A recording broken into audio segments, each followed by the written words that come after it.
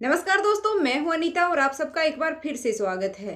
तो आज की वीडियो में मैं आपको बैसाख स्नान की कहानी सुनाने जा रही हूं।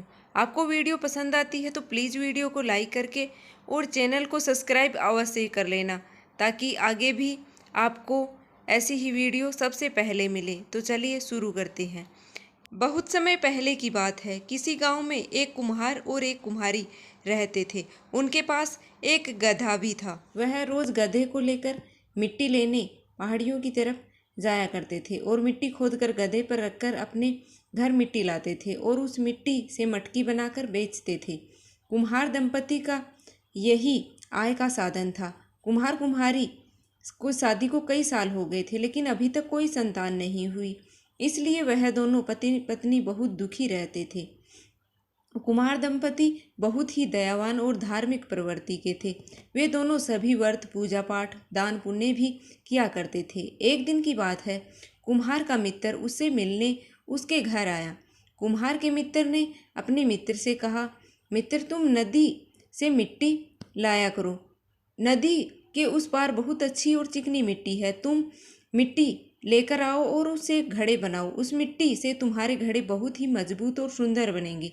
इससे घड़े की कीमत भी अच्छी मिलेगी। मित्र की बात सुनकर कुम्हार दंपति ने नदी के उस पार से मिट्टी लाने का फैसला किया।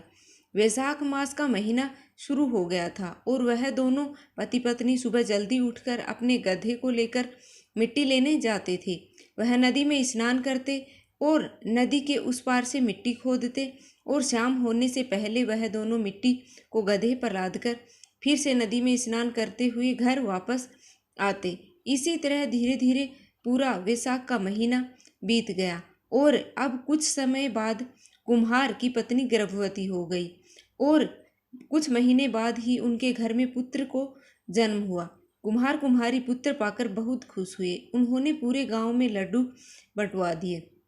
अब उनके रिश्तेदार उन्हें बधाई देने आए और उन्हें कुम्हार दंपति से पूछा कि यह चमत्कार किस कारण हुआ।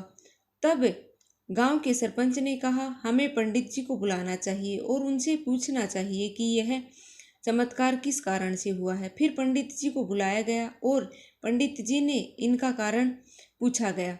पंडित जी बहुत ज्ञानी और विद्वान थे।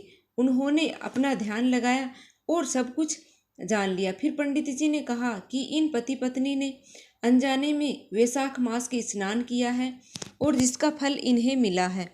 तब सरपंच जी ने कहा, पंडित जी, जब अनजाने में वैशाख का स्नान इतना अच्छा फल मिल सकता है तो अगर विधि पूर्वक वैशाख स्नान किया जाए तो कितना फल मिलेगा।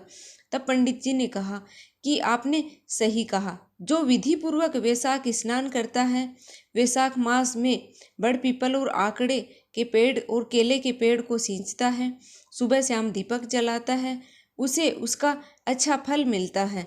मनुष्य के कई जन्मों के पाप धुल जाते हैं, दरिद्रता का नाश होता है, निसंतान को संतान की प्राप्ति होती है। अभी पंडित जी वैशाख की महिमा महात्म्य को बता ही रहे थे कि तभी कुम्हार के गधे की मृत्यु हो जाती है और उसने दिव्य देह धारण कर ली। उसे लेने के लिए दिव्य विमान आया। वह गधा दिव्य देह धारण करके देवदूतों के साथ उस विमान में बैठकर चला गया।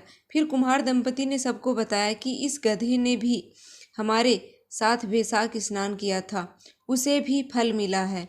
गांव वालों ने अपनी आंखों से चमत्कार देख फिर गांव वालों ने उन पंडित जी को वैशाख स्नान की पूरी विधि पूछी और फिर महात्मा जी ने गांव वालों को पूरी विधि बताई तथा वैशाख माह का महत्व से सुनाया।